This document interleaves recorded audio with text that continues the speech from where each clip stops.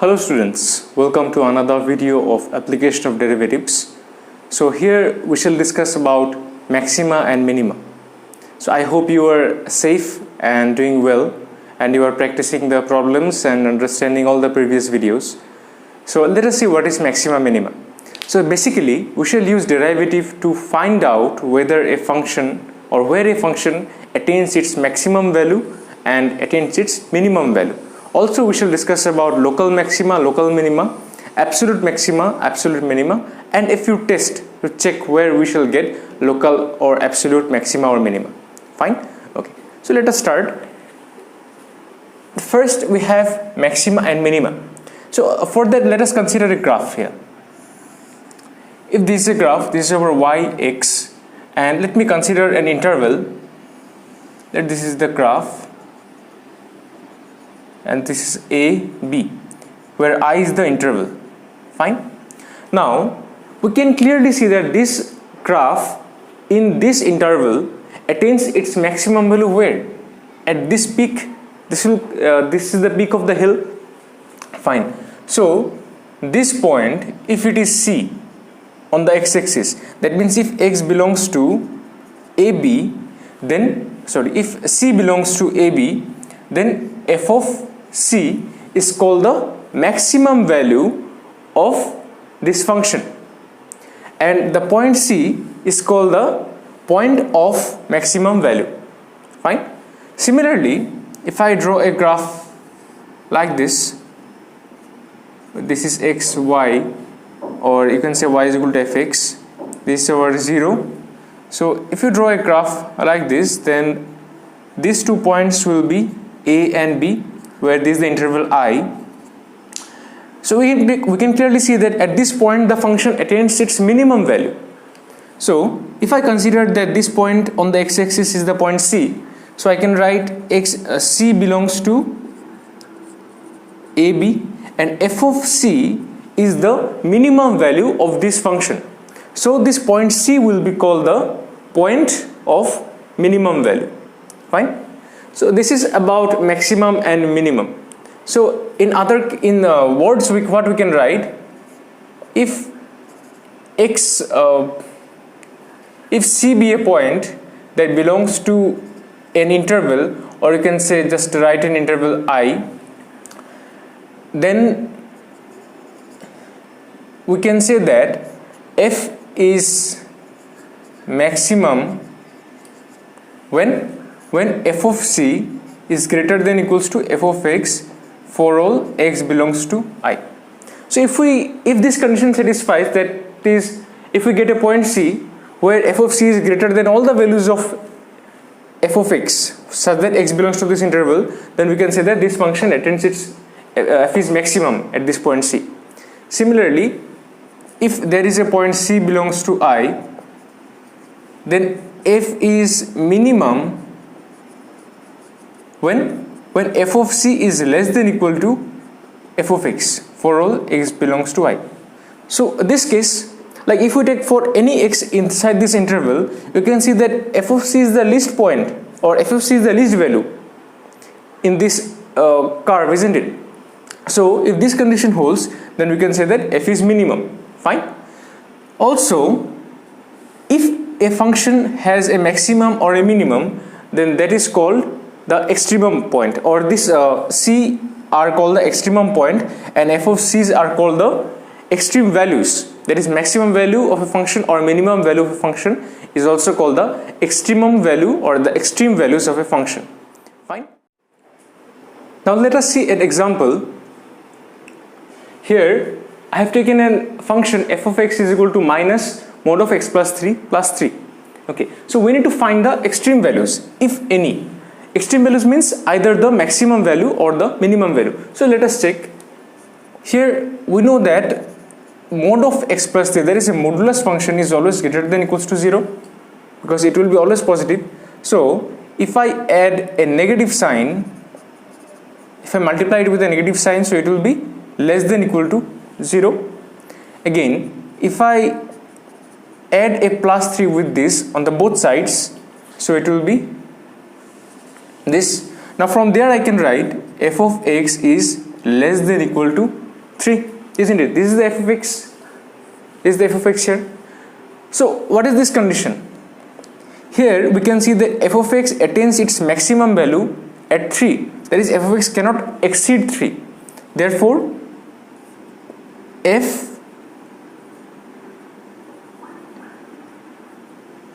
you can write the maximum value of f is 3. And where does it attain 3? At which point? How to check? You can easily see that f of x will be 3 when this will vanish, isn't it? That is, in place of x, if you put here -3, in place of x if you put here -3, so it will be -3 plus 3 will be 0, and so this will vanish, isn't it? So the maximum value of f is 3 at x is equal to -3. So this is a basic example of a maximum, and this point will not have any minimum value because you cannot find f of x less than greater than equals to 3 or something, or any a. Okay. So let us see one more example. Like if I take a function, this function, and it is defined in the open interval ab, say from let us take from this point to, suppose this is 1 and this is 0. So I have considered the x belongs to open interval 0, 1. So does this point have a maximum minimum value, or does this function has a maximum minimum value? You can see, you can say that this point is the maximum or this point is the minimum, but we have taken the interval where it's an open interval. So we have taken the x inside, ignoring the 0, we have started after 0 and we have ended before 1. So that means I cannot consider exactly this point. Isn't it? So I cannot find an exact point where this line ends.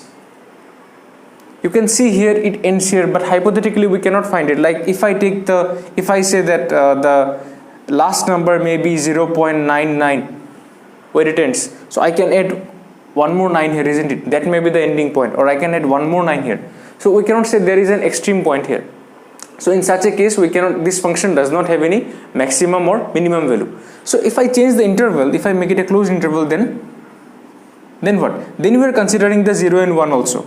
At that time we can say that this, if I take x from here, then we can say that f of x has its minimum value at the point 0 and f of x has its maximum value at the point 1. Fine? Okay. Now let us see what is local maxima and local minima. Local maxima and local minima. So the concept is same as the maxima and minima. For that, let us see a graph. Consider this. Here in this graph, this is okay, it's too much. Let's take it up to this here. This is our x-axis, this is y, this is x dash, y dash 0.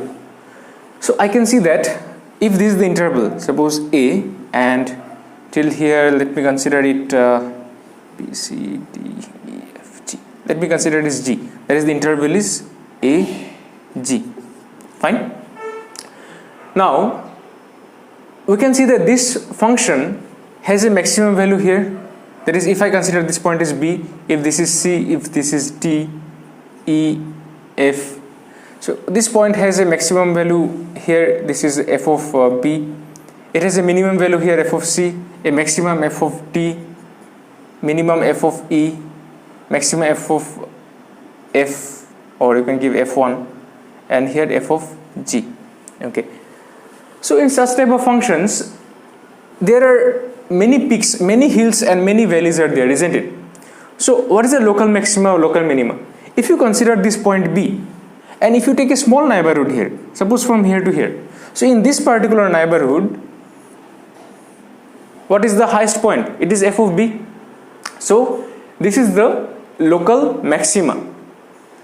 So here this will be the local minima. If I take a neighborhood that is c plus h, c minus h, a small neighborhood here, so in this particular interval, small interval, this will be the lowest peak, sorry, lowest value. And here in this particular interval, if I take d minus h, d plus h in this small interval, this will be the highest peak. Clear? So these are called the local maximum values and local minimum values. That is, a function may have more than 1 or 2 or 3 local maximum and minimum values. Fine. Okay. So there is, if I write it in words, what I shall write? Say, let f be a real valued function and c be an interior point in an interval I, then and let h greater than 0, h is a small increment greater than 0, then what can I say? Number 1, f has local maximum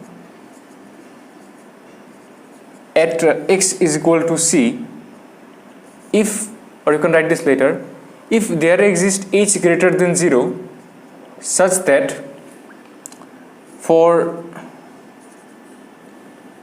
c belongs to such that for x belongs to c minus h and c plus h, there is a small interval we are taking, f of c is greater than f of x.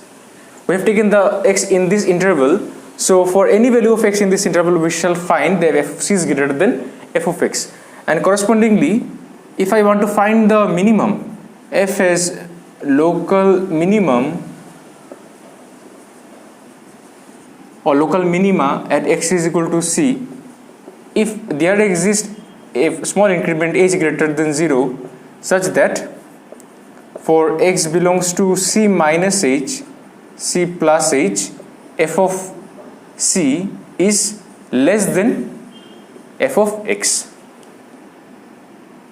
Fine. So that means f of c will be the least point on this particular small interval, this small interval.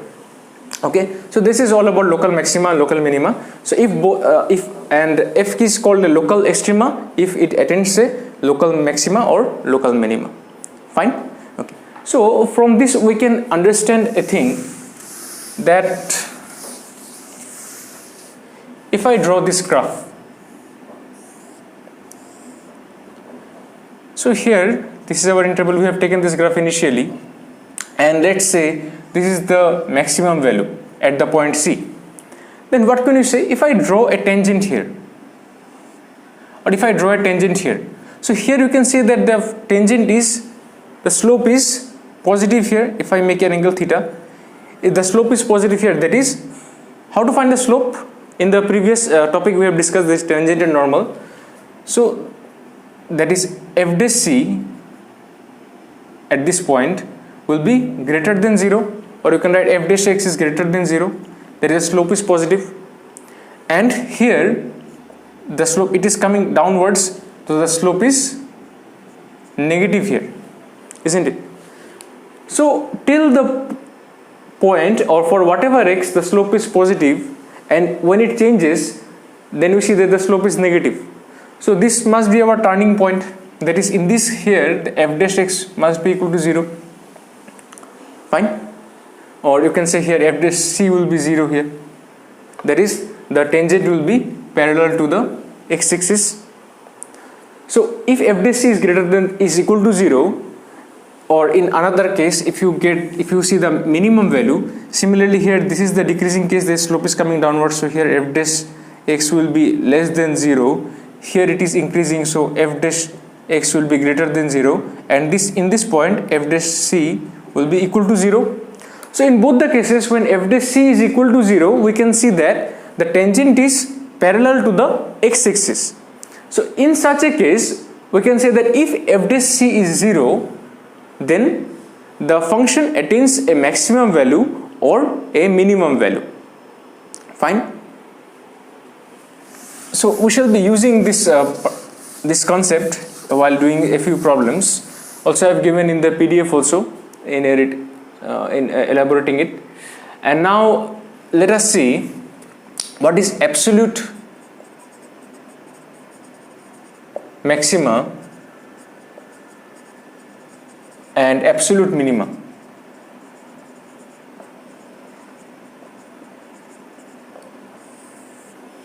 Okay, so what is absolute maxima and absolute minima?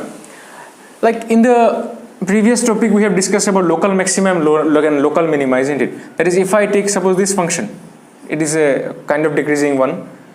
So this is a point, I mean the highest point of the hill. Suppose this is our f of if this is the interval a and b. So let us consider this is a point x1 where we have attained a peak or maximum value. This is a point f of x2, this is a point f of x3, f of x4, f of x5, f of x6. So these are some specific points at which this function has a local maxima or a local minima. That means in this particular interval this is the local maxima, here it is the local minima, local maxima, local minima, local maxima, local minima. So for separate intervals, small intervals, we are getting separate local maxima and local minima. But what is the highest point of this whole function? This, isn't it? And what is the lowest value or the lowest point of this function? Here. So this point is called the highest or the peak. So it will be the absolute maxima and this will be the absolute minima. So how to find it? At first, find the f dash x and equate it to 0. Fine. Then you will get a few values of x like some a, b, c. So we can say that at this particular points we shall find the extreme values. So check the extreme whether we are getting the local maxima or local minima at these particular points or not. Also, one thing to be noticed is that while we are finding the absolute maxima and absolute minima, we shall always consider the closed interval. That is, if it is not closed interval, then we cannot find local absolute maxima or absolute minima. Okay, that means we are considering the maximum and minimum value here also inside the, I mean considering the endpoints also. So we have to find f of a, f of b, f of c, sorry, not a, b, c. If I consider this is a, so we have to find f of a, f of b, then f of x1 or whatever we get. Suppose this is your y1, y2, y3. So y1, y2, y3. So we need to check all the extreme points including the endpoints, and the maximum value that we get, that will be the absolute maximum, and the minimum value that we get, that will be the absolute minimum. Fine. So that is all about maximum and absolute maximum, absolute minimum. Also there are two tests to check where we can get the absolute maximum and where we can get the local maximum and local minimum value. So the first one is called the first derivative test. So in the first derivative test, what happens is that just now I have explained you, if this is a function, then here the slope is positive, that is f dash x will be greater than 0, and here the slope is negative, that is f dash x less than 0, and at this point f dash x will be equal to 0. So we can change that, we can see that this function will be positive throughout till here, whatever tangents we do it will be positive, and once it reaches this point, after that it will be negative again here, isn't it? So this particular turning point where the value changes, where the value of the first derivative changes, that is from positive to negative, so that will be the point of extreme point. So if I get the condition that f dash x is greater than 0 for up to certain interval, and then if I suddenly it changes, suddenly the sign changes that f dash x is less than 0, then I can say that the function attains its maximum value here, and correspondingly if this is a minimum, if this is, we have the minimum value here, suppose f of c, so at this point f dash c will be what? It will be equal to 0. So you can see that the if we draw a slope here, it is f dash x will be less than 0, and here f dash x will be greater than 0. So in such a case we can see that the function, it is coming downwards, it is negative, negative, negative until it reaches this point, and again crossing after this point, it is the value of f dash x is positive again. So we can say that this point is the local minimum. Fine. So like if I have f dash x less than 0, and after taking certain values, if it changes its sign after crossing the point of minima, then if it changes its sign, that is from negative to positive, then we shall say that it attains its local minima. And if throughout the interval, if f dash s does not change its sign, then it does not has any local maxima or local minima. Fine. Okay. So now let us see the second derivative test. What is that? The second derivative test